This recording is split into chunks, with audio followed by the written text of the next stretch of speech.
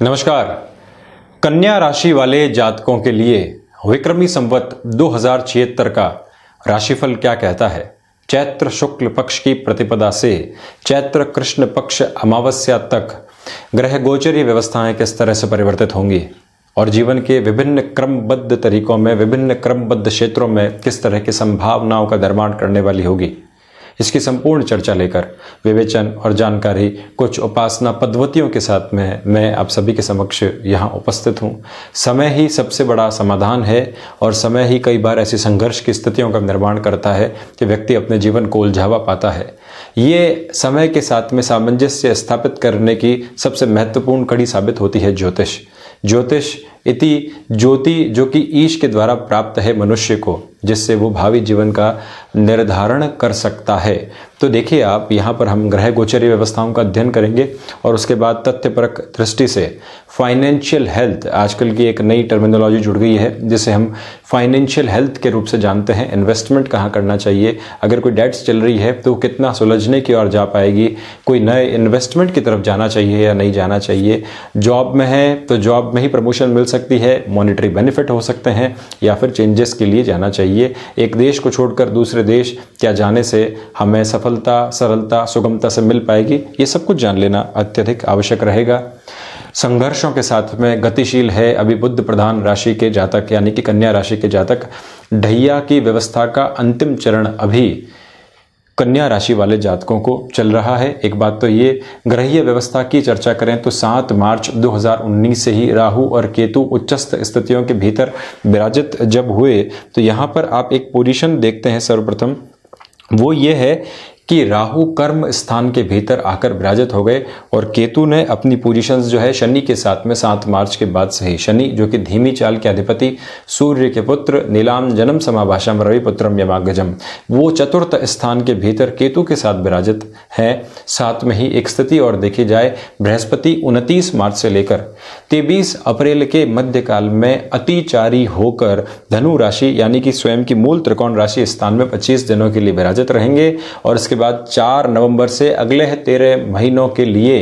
धनु राशि में ही यानी कि कन्या राशि वाले जातकों के लिए चतुर्थ स्थान के भीतर आ जाएंगे। शनि 24 जनवरी 2020 तक इस स्थिति के भीतर विराजित रहेंगे। तो वहीं आप देखें कि सूर्य अपनी गतिशीलता को प्रत्येक महीने परिवर्तित करते हुए किस तरह की पोजीशंस को लेकर आएंगे, ये भी चर्चा जनित विषय रहेगा। सर्वप्रथम लिक्विडिटी के ब्लॉकेज से आपको जूझना पड़ रहा है अगर आप व्यापारिक गतिविधियों में संलग्न है तो। भले ही आपकी कैलकुलेशन कितनी ही प्रिसाइज है, आज तक आपने अपनी पोजीशंस बहुत अच्छे से देखी है, किंतु जो पिछला 1.5 साल आपके लिए निकला है उसने कैलकुलेशंस को काफ़ी हद तक एक तरह से स्टिफ पोजीशंस में लाने का काम किया। किंतु जो 7 मार्च निकला, और मैं स्पेसिफिकली 6 अप्रैल 2019 के बाद की बात कर रहा हूं, ये जो टाइम फ्रेम निकला इसने कर्म की गति को तो बढ़ा दिया है, सेल्फ इग्निशन के प्रोसेस को तो बढ़ा दिया है, किंतु जहां पर हमें जाकर अपनी रफ्तार को भेदना चाहिए था या फिर मेहनत के हिसाब से हमें जो फल मिलने चाहिए थे वो फल मिलते हुए बिल्कुल भी नहीं दिखाई दे रहे हैं। यानी कि कर्म तो पूरी चेष्टाओं के साथ में बढ़ रहा है, किंतु उससे जो लिक्विडिटी का फायदा होना चाहिए, उससे जो कैलकुलेशंस के हमें बेनिफिट होने चाहिए, वो अभी बिल्कुल भी नहीं हो पा रहे हैं।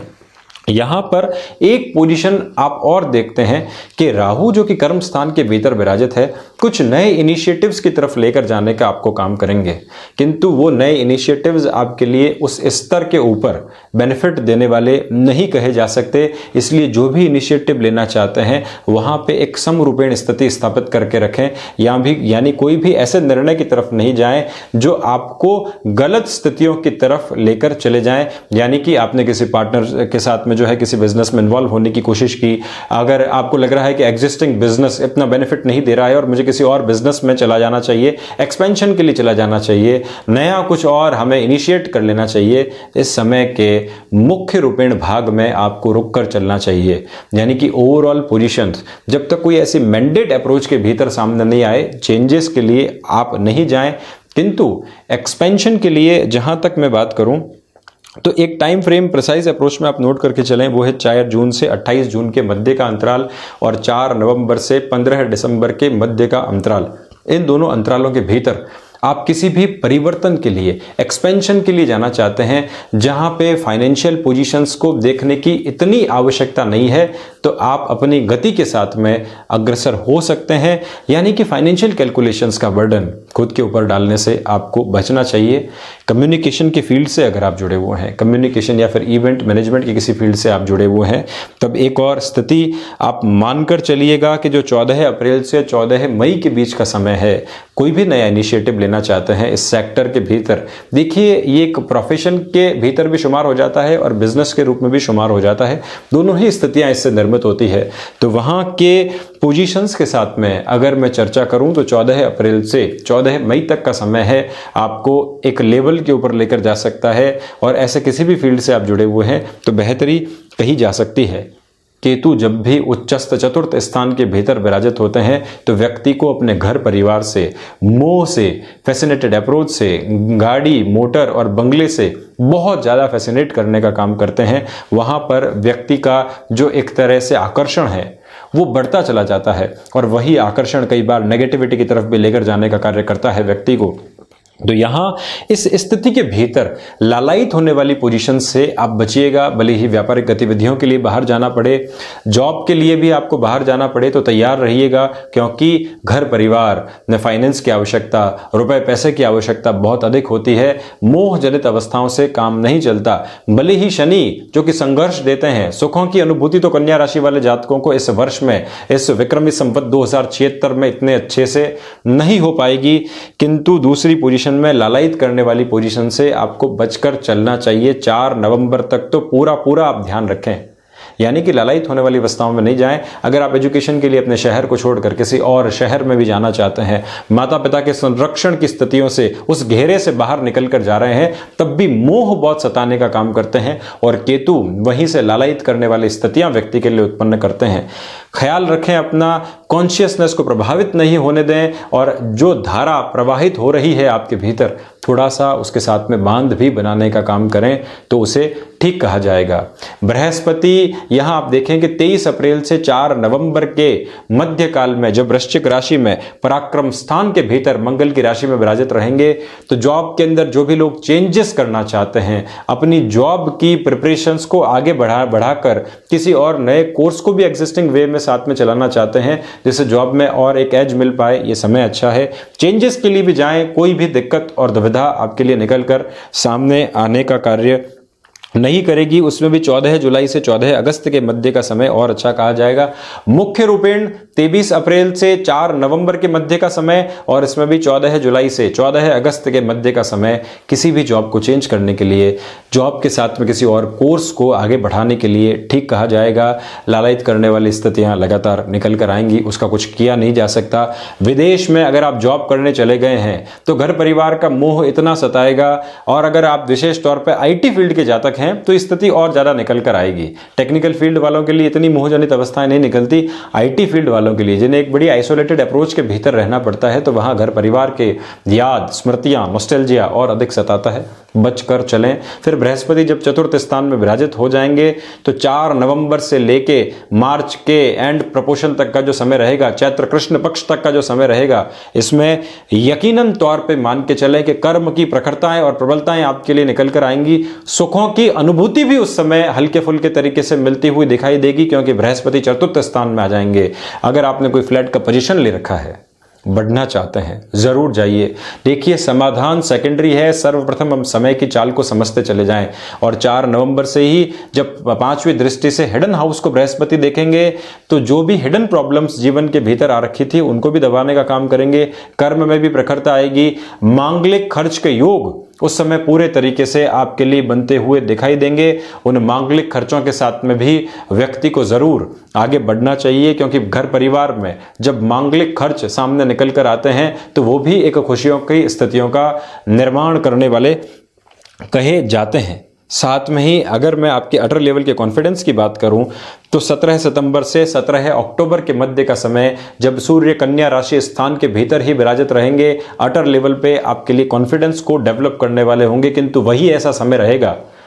जब गृहस्थ के भीतर तलखियां निकल कर आ सकती है। व्यापारिक गतिविधि में अगर आप संलग्न थे लंबे समय से पार्टनरशिप में, तो वहां पर कुछ ऐसे व्यवधान निकल कर आ सकते हैं, आपके ऊपर ऐसे आरोप और आक्षेप लग सकते हैं जिसमें यह बात निकल कर आएगी कि आपने बहुत कम अपनी इंटेलिजेंस इस व्यापारिक गतिविधि में रखी और हम लगातार एक कोलू के बैल की तरह जुटते चले गए। तो वहां पर भी अपनी जो स्मार्ट वर्किंग अप्रोच है उसको लगातार बनाकर रखिएगा। भाग्य इतना सपोर्टिव नहीं कहा जा सकता। रेस्टोरेंट के बिजनेस से जो लोग जुड़े हुए हैं, ऐसे ही किसी और कामकाज से अगर आप लोग जुड़े हुए हैं, मैंने आपको कहा था कि 4 जून से 28 जून के मध्य पोजीशंस बड़े ही अच्छे से निकल कर आएंगी, उसका भी आपको बेनिफिट उठाना चाहिए। देखिए, पंचमेश और षष्ठेश होकर जब शनि चतुर्थ स्थान के भीतर विराजित हों, व्यक्ति किसी लंबे समय से किसी रोग से ग्रसित था, तो ये माने आपकी 23 अप्रैल से 24 जनवरी 2020 के मध्य का समय है, और उसमें भी 30 अप्रैल से जो 18 सितंबर के मध्य का जो समय रहेगा,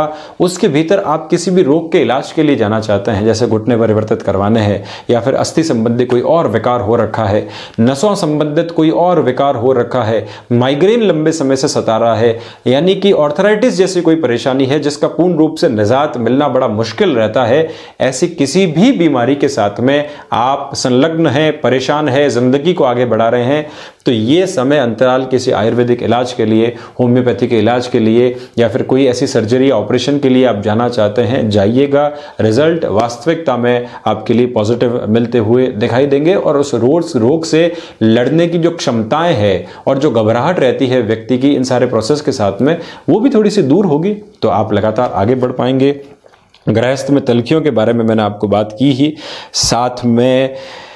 नवंबर और दिसंबर, विशेष तौर पे 15 दिसंबर से जो 14 जनवरी के मध्य का समय अंतराल रहेगा, वाहन चलाते समय आप सावधानी बरतिएगा पूरे तरीके से। लोन लेने से जितना बच सकते हैं उतना बढ़िया रहेगा आपके लिए। अगर हम 3rd और 4th क्वार्टर के साथ में चर्चा करते हैं, यानी कि तीसरी और चौथी जो तिमाही है, अक्टूबर से मार्च के मध्य का समय है, लोन आदि लेने से आपको बचना चाहिए। लेकिन किसी बॉडी प्रॉपर्टी का सौदा करना चाहते हैं 24 जनवरी के 2020 के पहले, क्योंकि शनि अपनी डिग्रीज के अंदर और ढैया जनित व्यवस्थाओं के साथ में जब जाने वाले होते हैं, तो संघर्ष देने के बाद में यही आशीर्वाद देते हैं कि ये अनुभव था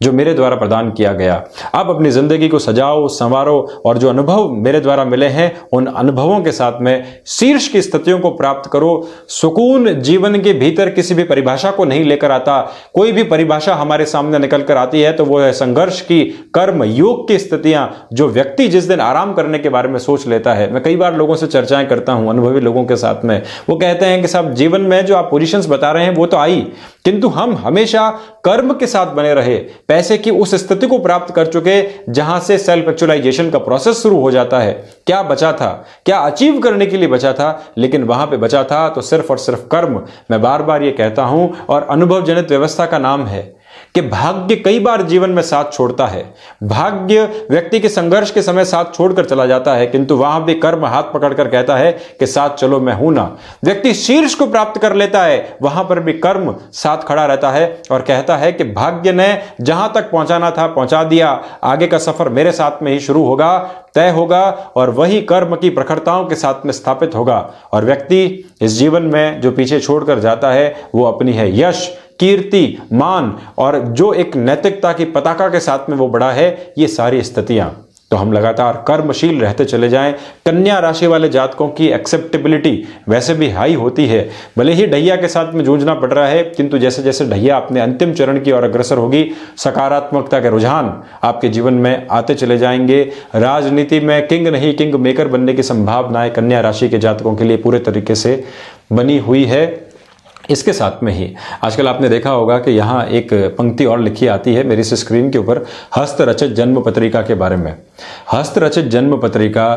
की कैलकुलेशंस और साथ में कंप्यूटराइज्ड जन्म पत्रिका कैलकुलेशन के भीतर फर्क नहीं आता, किंतु जो विश्लेषण है वो अनुभव मांगता है। आज भी हमारे जो बड़े बुजुर्ग लोग घर में बैठे हैं, या फिर जो भी 40-45 प्लस के लोग हैं, उन्होंने देखा होगा कि एक जन्म पत्री हस्तरचित कैलकुलेशन के साथ में पुरोहित जी के द्वारा, पंडित जी के द्वारा बनाकर घर में रखी जाती थी। और जब भी कोई भी दिक्कत परेशानी आती थी, निर्णयात्मक स्थिति आती थी, उस हस्तरचित जन्म पत्रिका को खोला जाता था और वहां से समस्या का समाधान समाधान प्राप्त कर लिया जाता था, क्योंकि विश्लेषण के पूरे माइन्यूट से माइन्यूट ऑब्जर्वेशन उसमें होते थे। शादी के समय कब जाना है, मंगल जनित व्यवस्थाएं क्या कह रही है, क्या बृहस्पति की पोजीशंस ठीक है, इसके साथ में भाग्योदय कब होगा, शहर से बाहर जाकर व्यक्ति जो है रह सकता है या नहीं, दशा और दिशा किस तरह से परिवर्तित होगी, ये सब कुछ मुख्य रूपेण अप्रोच में उसमें लिखा हुआ होता था। जिससे कभी भी व्यक्ति ऐसे कोई दावानल के भीतर होता, संघर्ष की स्थितियों के भीतर होता, जन्मपत्री खोलता और उस पोजीशन को प्राप्त कर जाता, अपने समाधान की तरफ चला जाता। कौन से रत्न किस समय धारण करने चाहिए, कौन सी उपासना पद्धतियों के साथ में जाना चाहिए, ये सब कुछ एक मेंशनेबल अप्रोच के भीतर होता था। तो ये एक स्थिति है। हस्तरचित जन्म पत्रिका आज हमारे परिवार की एक विधा के रूप में आज भी स्थापित है, जिसे हम लगातार आगे बढ़ाते चले जा रहे हैं और यही संकल्पित रहेंगे कि इस हस्तरचित जन्म पत्रिका के साथ लगातार आपके साथ बने रहें। विश्लेषण एक अलग माध्यम है, किंतु हस्तरचित जन्म पत्रिका की कैलकुलेशन एक अलग माध्यम, जिससे व्यक्ति जिंदगी के सर्वांगीण विकास को प्राप्त कर सकता है। तो कन्या राशि वाले जातकों के लिए विक्रमी संवत्सर 2076 थोड़े बहुत संघर्षों भरा है, किंतु संघर्षों से आप पार पा जाएंगे और वहीं नाम की प्रखरता स्थापित होगी। मैं ऐसे ही कई और चर्चाओं के साथ समय दर समय आप सभी के समक्ष उपस्थित होता रहूंगा। तब तक के लिए बहुत बहुत धन्यवाद।